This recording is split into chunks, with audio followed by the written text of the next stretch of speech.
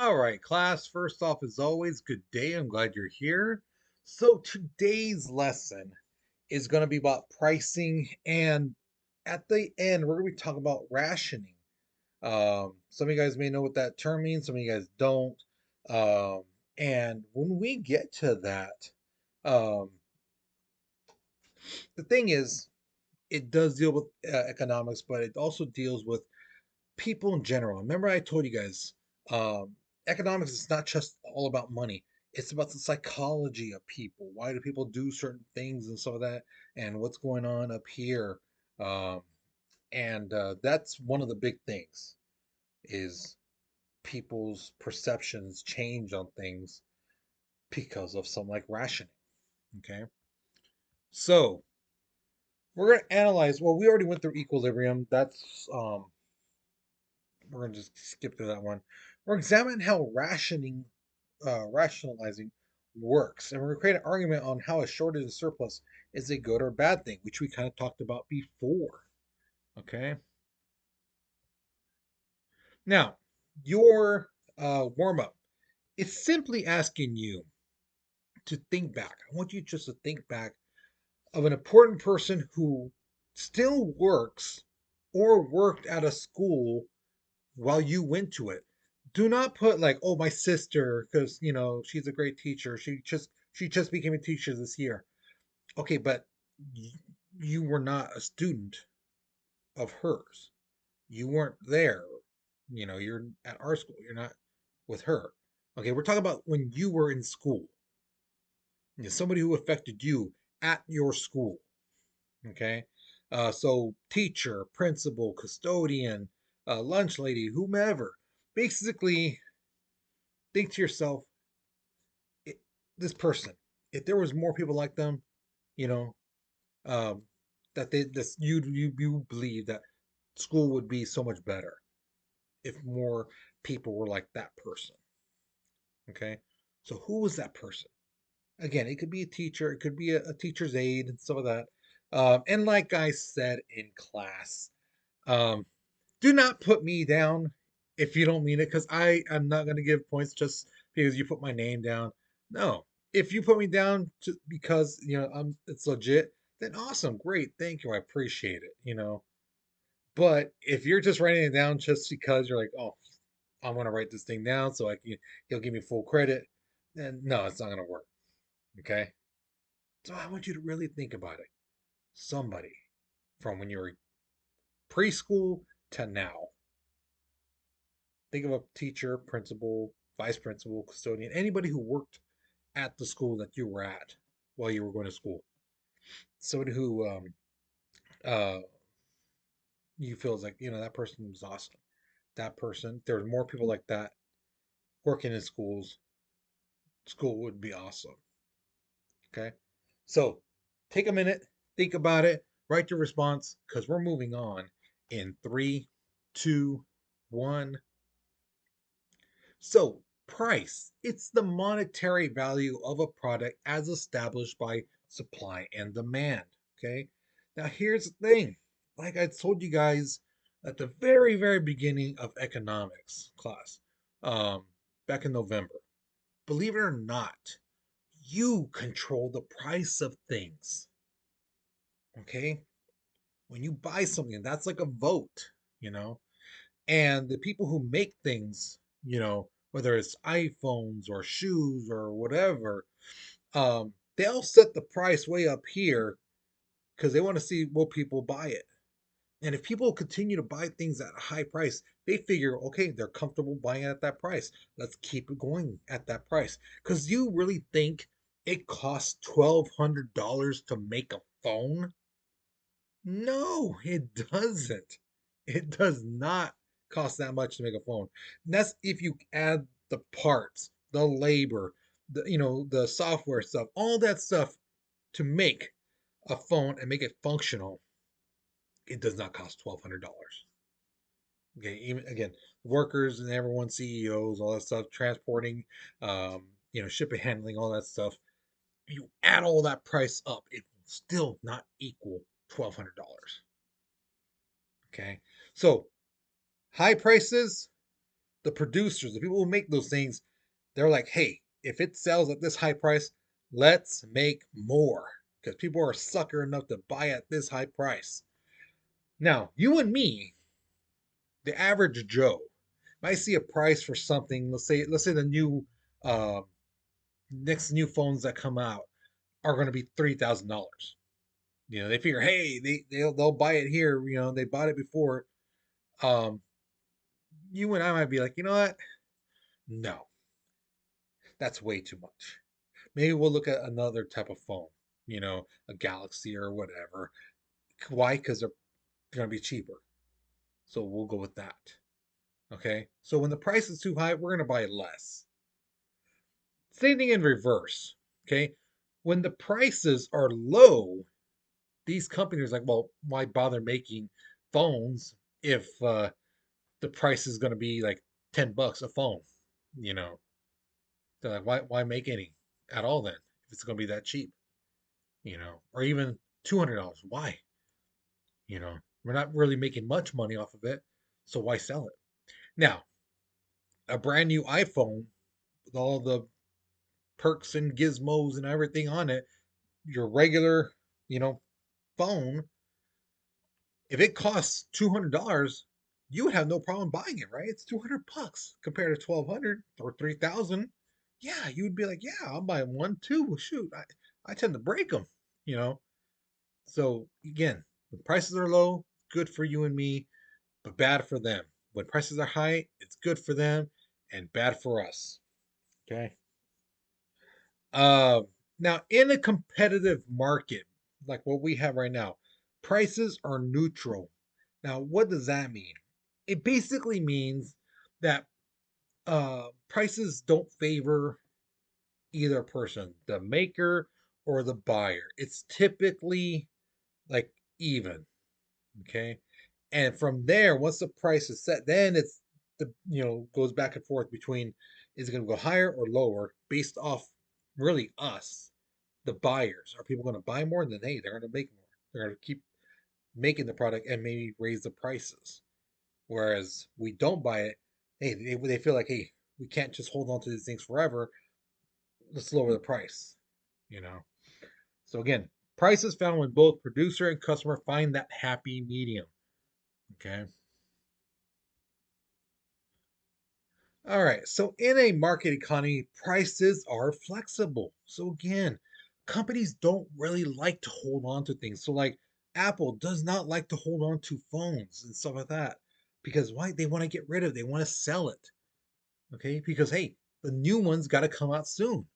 So they have a time frame of when they want to pump out the new phones. And if no one's buying the new phone, 6 months when it came out the first time, that's going to send a red flag to them. Like, hey, we need to start selling these.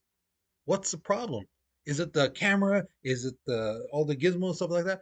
No, it's the price. So they will. Okay, fine, we'll lower it.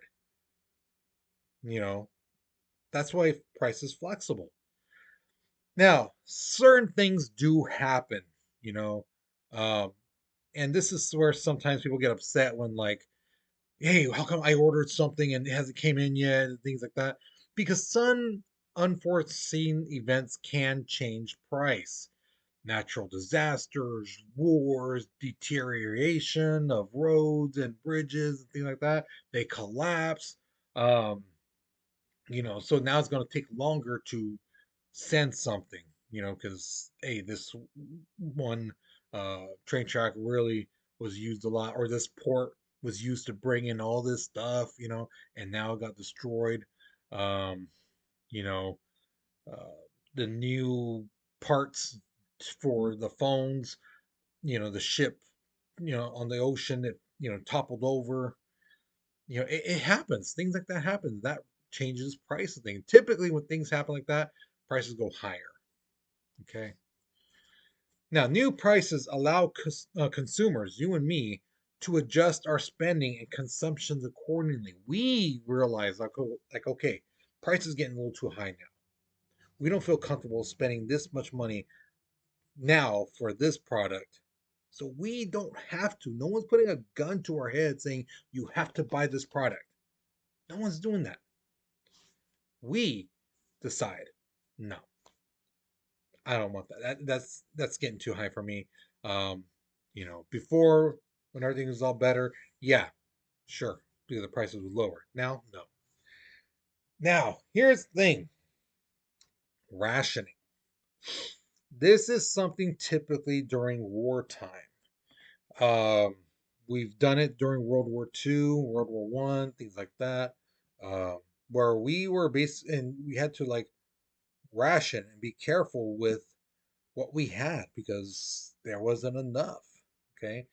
So during World War II, a lot of stuff people were asking is like your tires, your gas, food, you know, cut back on it so we can use that for the war effort.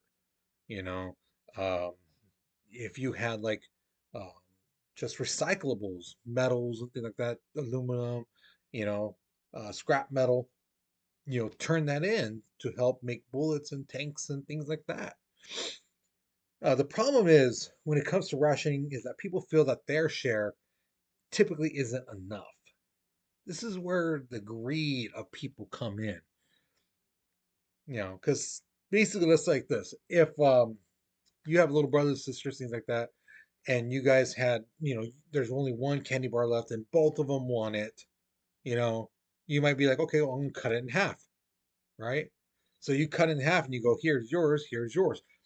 Both them kids are going to be looking at the candy going like, you got more, the Hershey bar, I just got the HE and then this and that, but they got like 5 letters. I only got 3, so they might get like angry. They overanalyze, like this person got more than me. Why do they get more? So they people overanalyze. And then when they get overanalyzed, they get angry. What makes that person better than me? You know? And then they get paranoid, and then that leads to and can lead to violence. Now I know some of you guys, because I've heard this too from previous years of students going, well, I'm not like that. True, true. Okay, you personally are not like that, but did I say you individually? No, I didn't. I said people in a group are like that. People are fidgety, they're panicking and things like that, you know if you don't believe me, just look at a group of people and watch, like, if 3 people start running, not people in the group, other people start running, then like at least one, two of those people in the group will start running too, or start like looking like what's going on, and they'll start running, or start moving away, and that causes panic and fear, and other people are going to start moving too. You know, it's people in collective group. Okay. So again, not you personally. I'm not talking about you personally, but people in general are like that. Now, another thing too, rationing reduces a person's incentive, right? Because if everyone's getting the same, people are gonna be like, well, why should I do more, make more, if I'm getting the same as everyone else? Why should I go up, everyone's here. Why should I go up here if I'm gonna make the same as everyone else? What's the point? And then that's again where the initiative, the drive that people have to do well in work just stops, because they're like, why? you know so um that's where some problems happen. Okay, so like I told you guys, there are times we're going to be looking at some graphs, and this is an example of it. An economic model is a set assumption that can be listed in a table, illustration with a graph, or even stated alphabetically. Okay, it's assumptions. Think like, okay, we think this is more likely going to happen. Lower prices, we're going to expect more, customers. We can expect more sales of this product if we put uh, the price down. Like sports stadiums, they might say, oh, we're going to cut the prices to go uh, to the game. Instead of costing $40, we'll make it $35, $30, because they know once they get in, hey, then people are going to get hungry. They're going to want souvenirs, things like that, and then that's how they make their money. They things like that. Okay, these are the assumptions. They're not pure facts. They might be supported by data, but they don't know that for sure. It's just assumptions. Um, and they do this to help analyze behaviors and predict outcomes.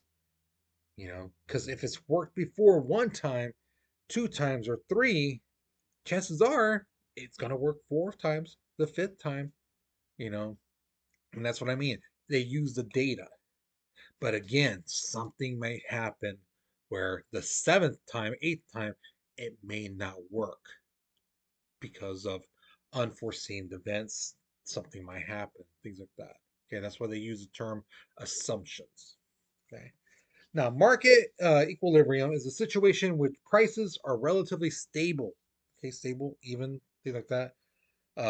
And the quantity of goods or services supplied is equal to the quantity demanded. So again, that right on the mark. Special happy medium part, like we talked about in the last lesson. Again, can it happen? Yeah. Does it happen all the time? No. No, no, no, no, no. Okay. But it is again where a situation where people are satisfied at this price. This is where we really are, going to sell a lot of this product. So we should make this much of it. So if we make any more, we're going to lose money. If we make less, we're not going to make as much money because hey, we still got potential buyers. Like this much right here. So we're actually going to be losing a little bit of money. We can maximize our profit if we find that perfect spot. Okay. So here's my question to you. What was something you bought that you bought or somebody, parents or somebody else bought for you that you liked, that you're like, oh, this is awesome, whether it's a clothing, shoes, toy, game, whatever. But a lot of people didn't like it. They're like, oh, really? You like that? It can even be food, believe it or not. Think about that too. Something you're like, oh my God, I love this place. I love this, whatever item thing is. And people are like, ugh, you actually liked it? Okay. And tell me, what do you think? Why do you think people didn't like it? You know? So again, it could be anything. And again, it doesn't have to be necessarily you that bought it. It could be somebody, grandma, grandpa, mom, dad, brother, sister, Christmas gift, birthday gift, whatever. Something that you got that you really liked, but nobody else did. Okay. So think about it. Uh, put right down your response. Again, the writing prompts on the bottom there to help you. So once you finish this question, you're done with this lesson. So um, that's it. All right. So hopefully you guys learned something new. Hopefully you enjoyed this lesson. So with that being said, guys, you take care, you be safe, and I'll see you guys later. All right.